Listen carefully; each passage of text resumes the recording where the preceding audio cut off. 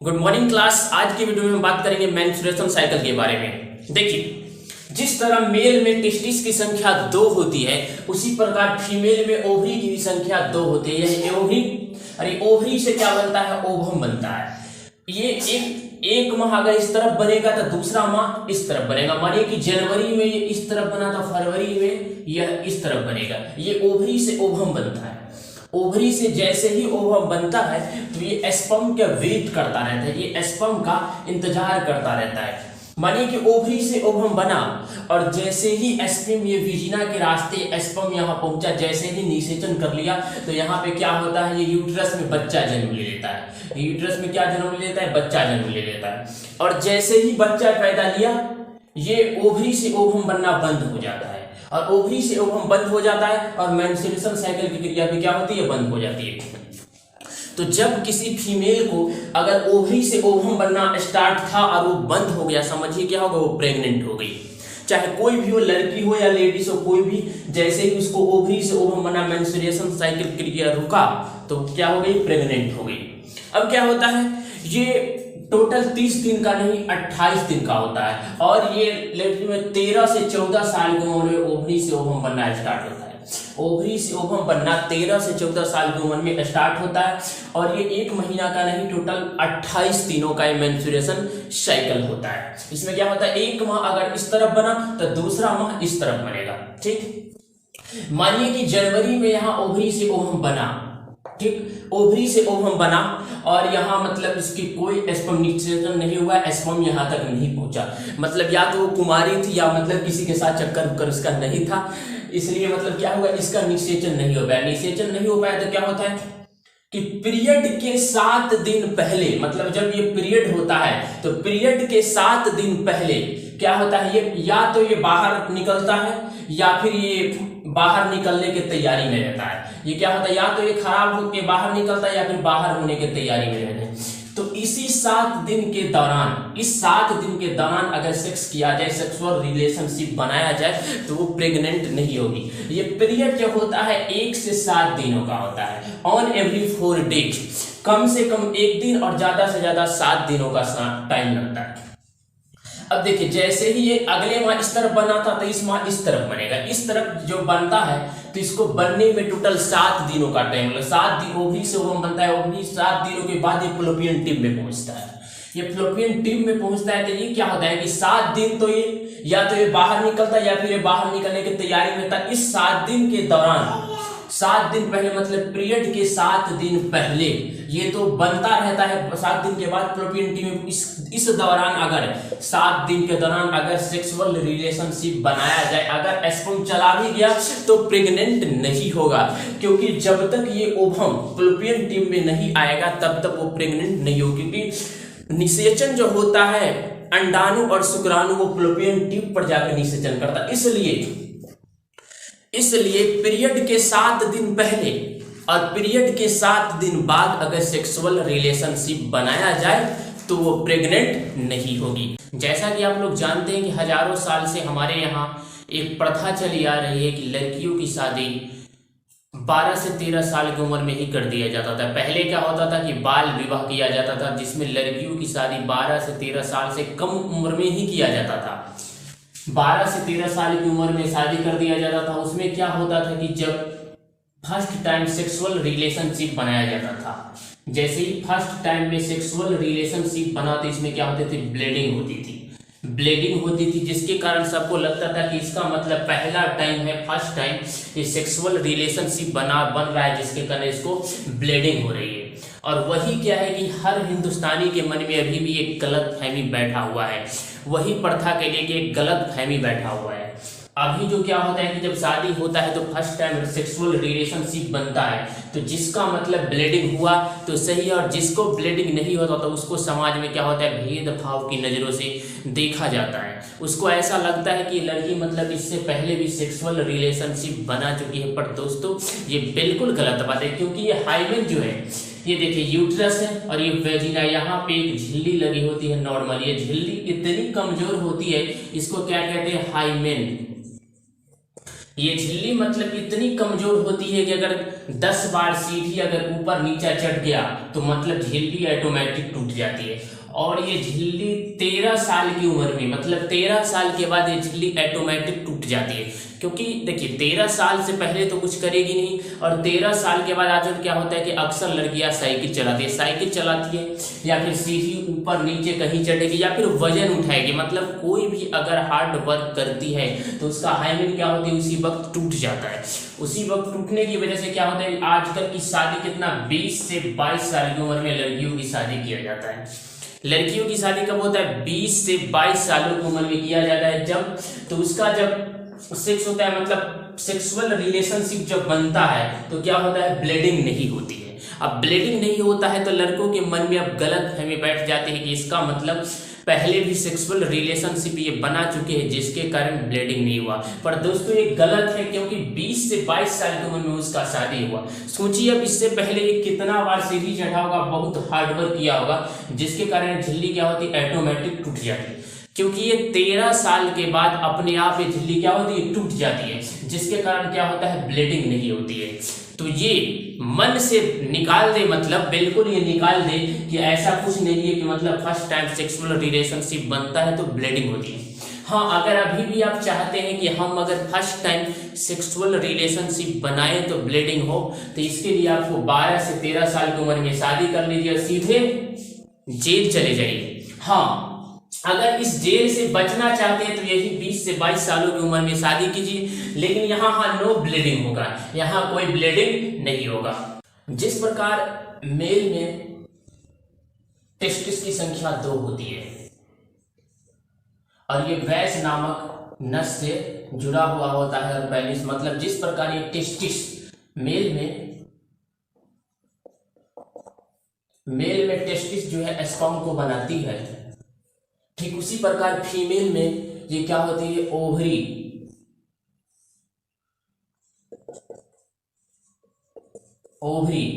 और ये ओवम को बनाती है। जैसे मेल में टेस्टिस स्पर्म को बनाती है, उसी प्रकार फीमेल में ओवरी क्या किसको बनाती है, ओवम को बनाती है। ओवरी जो है ये ओवम को बनाती है। यहां पे होता है यूट्रस,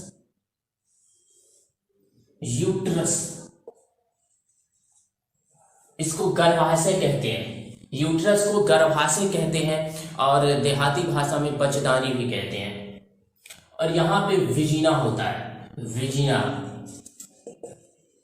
यहाँ पे नीचे विजिना होता है। जिस प्रकार देखिए टेस्टिस का काम क्या है, स्पर्म को बनाना और बैस के रास्ते पेनिस तक पहुंचा देना। उसी प्रकार ये ओवरी जो है ओवम को बनाती है, ओवरी ओवम को बनाती है।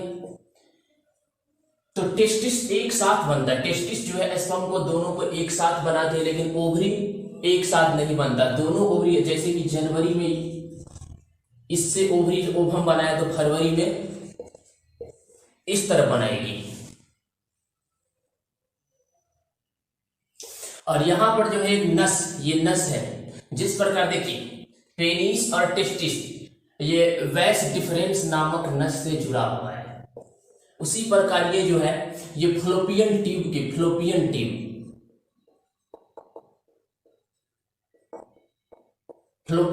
नामक नस से जुड़ा हुआ होता है, फ्लोपियन ट्यूब नामक नस से जुड़ा हुआ होता है। तो यहां से मतलब ऐसे पेनिस जाता है, यहां स्पर्म जाती है, तो स्पर्म और ओवम मिलता है, जिसको कहते हैं फर्टिलाइजेशन। स्पर्म और जो ओवम मिलता है उसको कहते हैं फर्टिलाइजेशन, हिंदी में कहते हैं निषेचन। तो एक सवाल हमको बताइए कि स्पर्म और ओवम कहां मिलती है? तो स्पर्म और ओवम ये फ्लोपियन ट्यूब में मिलती है, दोनों एक साथ ही यहां पे मिलती है। फ्लोपियन ट्यूब में स्पर्म और ओवम मिलती है। ये स्पर्म में क्या होता है, स्पर्म में माइटोकॉन्ड्रिया होती है, माइटोकॉन्ड्रिया।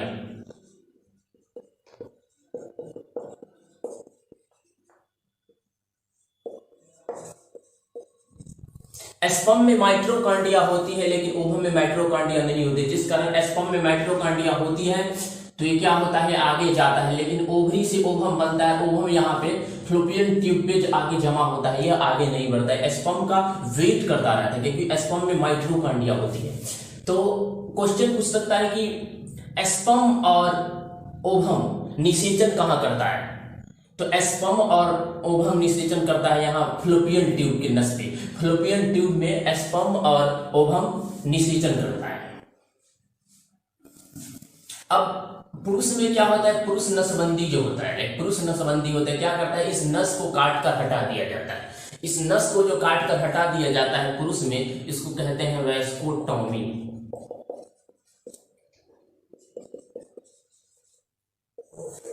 पुरुष नसबंदी को क्या कहते हैं, वैस्कोटॉमी। और फीमेल में जो नसबंदी होती है, फीमेल में नसबंदी होती है, उसको कहते हैं, ये तो नल होती है, क्या होती है,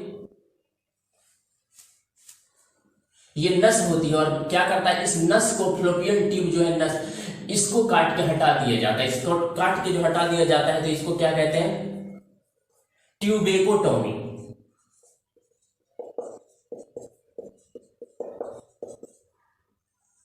ट्यूबेकोटॉमी। फीमेल में क्या होता है, ट्यूबेकोटॉमी। अब क्या होता है, किसी किसी महिला को मतलब 7-8 बच्चा होने के कारण क्या होता है, सारा पार्ट खराब हो जाता है, खराब हो जाता है, जिसके कारण क्या करता है, ये बच्चेदानी यूट्रस को काट के हटा दिया जाता है। तो एक बात बताइए, अगर यूट्रस को काट के हटा दिया जाएगा तो ये ओवरी और ओवम को क्या क्यों कर रखेगा। तो जब ये यूट्रस को काट के हटा दिया जाता है तो ओवरी को भी काट के हटा दिया जाता है, जिसको कहते हैं हिस्टेरोटॉमी। क्या कहते हैं, हिस्टेरोटॉमी।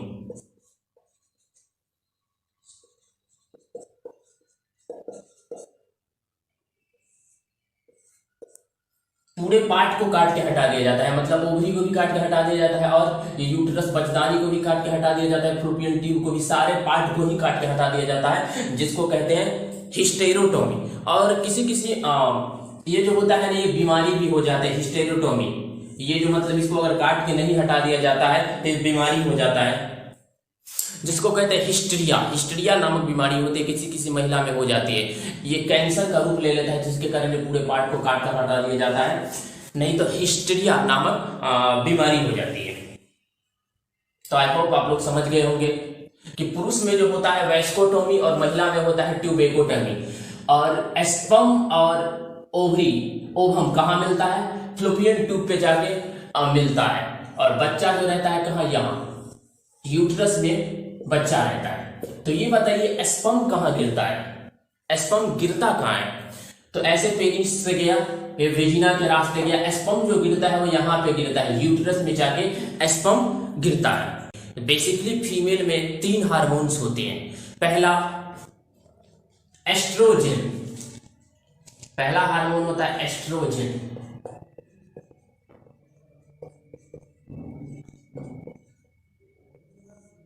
पहला जो हार्मोन होता है एस्ट्रोजन, ये जैसे मेल में सेकेंडरी सेक्सुअल कैरेक्टर, द्वितीय लैंगिक पहचान को मतलब इससे हुआ था, जैसे कि दाढ़ी मूंछ आया था, उसी प्रकार ये फीमेल में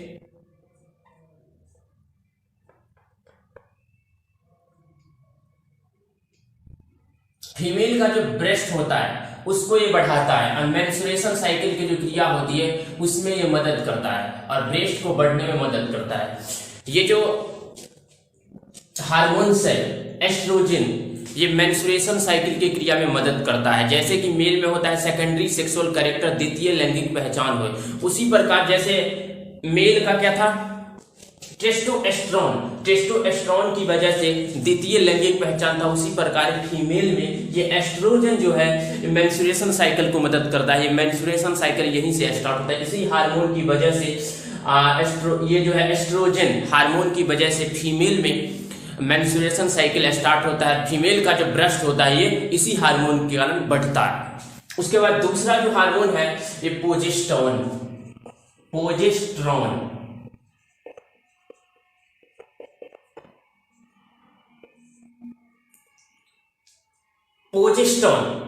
प्रोजेस्टेरोन से ही नाम से यह स्पष्ट क्या लगता है कि प्रोटेक्ट करता है, मतलब ये यहाँ जो भ्रूण होती है यूट्रस में, जो ये बच्चा होती है, यहाँ यूट्रस में क्या रहता है, बच्चा कहाँ रहता है यूट्रस में, यूट्रस में जो बच्चा रहता है, और बच्चा इम्यूनिटिक सैक, यूट्रस के अंदर एक झिल्ली लगी होती है जिसका नाम है, ये यूट्रस, यूट्रस के अंदर जो एक झिल्ली होती है इम्यूनिटिक सैक, इसके अंदर जो बच्चा रहता है, इस भ्रूण को ये रक्षा करता है।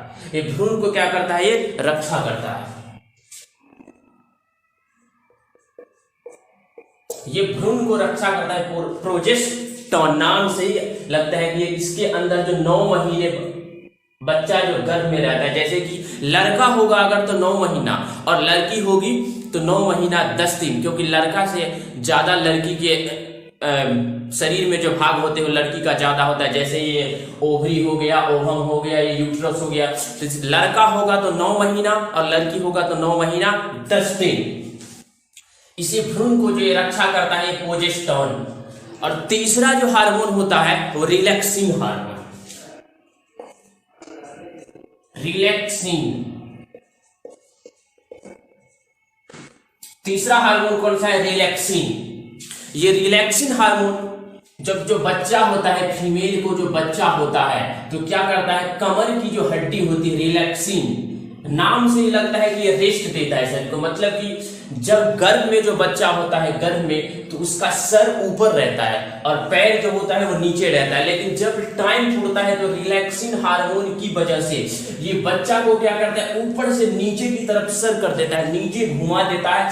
और इसकी कमर जो होती है, फीमेल का जो कमर की हड्डी होती है वो चौड़ी होती है और मेल का जो हड्डी होता है वो सीधे लंबा होता है। तो फीमेल के कमर के हड्डी को ये जो रिलैक्सिन हार्मोन होता है उस टाइम क्या करता है? इसको चौड़ा कर देता है, जिसके कारण आसानी से बच्चा हो जाता है। क्योंकि अब समझ सकते हैं कि एक बच्चा होने में दर्द कितना होता है। एक मेल को जितना मरने में दर्द होता है, मतलब बिल्कुल जो शरीर बोल्ड होता है, और जितना मरने में दर्द होता है एक मेल को, वो तो 30 मेल को जितना मरने में दर्द होगा उतना एक बच्चे को जन्म देने में मां को दर्द होती है। तो यही रिलैक्सिन हार्मोन की वजह से ये सारा दर्द जो है फीमेल क्या करती है? मां बर्दाश्त कर लेती है, इसी हार्मोन की वजह से, रिलैक्सिन हार्मोन की। तो साधारण सा नाम है, याद करने की कोई जरूरत नहीं है। एस्ट्रोजन मतलब कि ये स्टार्ट करता है फीमेल में द्वितीयक लैंगिक पहचान जो होता है फीमेल में, इससे स्टार्ट होता है। प्रोजेस्टेरोन ये मतलब भ्रूण की हत्या, प्रोजेस्टेरोन मतलब प्रोटेक्शन देता है, ये भ्रूण की हत्या करता है जो गर्भ में जो रहता है इम्यूनिटिक सेल के अंदर, इस बच्चे को रक्षा करता है। रिलैक्सिन ये क्या करता है? रिलैक्स देता है, आराम देता है, जिससे बच्चा सही से हो सके। तो डॉक्टर जो है आजकल डॉक्टर क्या करते हैं? पूरे 9 महीना एक दवा होता है, मतलब रिलैक्सिन हार्मोन को कम करने वाला एक गोली होती है जो मतलब प्रेग्नेंट लेडीज को खिलाया जाता है। वो जानबूझ के खिलाता है क्योंकि उसके शरीर से धीरे धीरे रिलैक्सिन हार्मोन की मात्रा को कम कर देता है। और रिलैक्सिन हार्मोन की मात्रा जो कम हो जाता है, क्योंकि ऐसी अगर नॉर्मल डिलीवरी होगी, नॉर्मल जब डिलीवरी होगी तो 5,000 रुपये लगेगा नॉर्मल डिलीवरी, इसी में मिठाई उठाई सब कुछ हो जाएगा, तो 5,000 रुपया में नॉर्मल डिलीवरी हो जाएगी। लेकिन वही अगर ऑपरेशन होगा तो 30,000 सीधे, 30,000 और प्लस 1 साल तक कल नहीं चलाना है, छत पे नहीं चढ़ना है, ये नहीं करना है, वो करना है, डॉक्टर साहब यहाँ दर्द हो रहा है, मतलब। तो इसके कारण क्या करता है? दवा दे करके रिलैक्सिन हार्मोन को कम कर देता है, और तो उसका ऑपरेशन से बच्चा होता है। 99% फीमेल में क्या होता है? ये क्यों होता है? क्योंकि वो काम करना नहीं चाहती है। जैसे ही वो मतलब प्रेग्नेंट होती है बस कहती है मैं प्रेग्नेंट, बस काम सीधे वो करती नहीं है। क्योंकि आपको पता है कि हम जब शरीर में काम करते हैं, जितने ज्यादा काम करते हैं हमारे शरीर की कोशिका जो उतनी जल्दी विकास होता है, और जिसके कारण क्या होता है? रिलैक्सिन हार्मोन की मात्रा अत्यधिक बनता है। और रिलैक्सिन हार्मोन जब बनेगा तभी तो सही से डिलीवरी टाइम में डिलीवरी सही से हो पाएगी। ये जो शाहजहां की पत्नी मुमताज थी, भारत का सम्राट था, उसके भी मतलब शरीर में ये रिलैक्सिन हार्मोन की मात्रा जो थी कम हो गया। उसको क्या किया? 14 बच्चा टोटल हुआ था। वो तो विश्वास ही नहीं हो रहा है कि मतलब शादी का मात्र 20 साल हुआ था और 20 साल में 14 बच्चे, पता नहीं साला लोड पर लोड करते जा रहा था।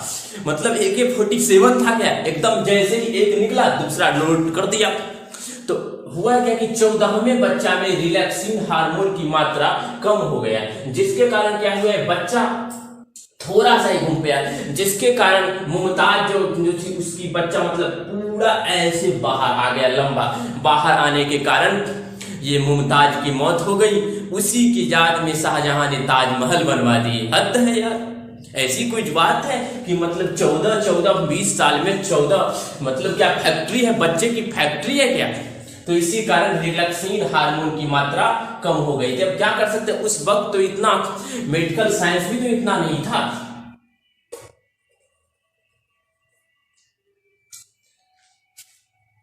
ये रिलैक्सिन हार्मोन जो होती है, रिलैक्सिन हार्मोन जब 9 महीना कंप्लीट होता है तो ये बच्चे के सर को क्या करते हैं, सीधे ऐसे करके घुमा देता है। तो अगर रिलैक्सिन हार्मोन की मात्रा कम है तो दिक्कत होगा, क्योंकि वो क्या करेगा, बच्चे को घुमा नहीं पाएगा, और बच्चे को घुमा नहीं पाएगा। जैसे ही रिलैक्सिन हार्मोन की मात्रा कम होगी तब बच्चे की मां को मरना निश्चित है। तो इसलिए रिलैक्सिन हार्मोन की मात्रा होना काफी जरूरी है। अब होता क्या है, किसी किसी में रिलैक्सिन हार्मोन बिल्कुल नहीं रहता, जिसके कारण क्या होता है कि बच्चा उल्टा ही पैदा लेता है, पहले पैर निकलता है। तो डॉक्टर नर्स क्या करती है, आसानी से उसके पैर को खींच लेता है। तो गांव घर में एक बिहारी एक इलाज होता है कि मतलब जैसे ही किसी को यहाँ दर्द हुआ, कहीं भी दर्द हो, तो कहते हैं उल्टा यहाँ पैदा कौन लिया है, मतलब वो जो झाड़ देता है तो उससे ठीक हो जाते हैं। तो कम से कम तो सही है भाई, सीधा पैदा होने वाला से तो सही है कि उल्टा कम से कम किसी को तो काम आ रहा है।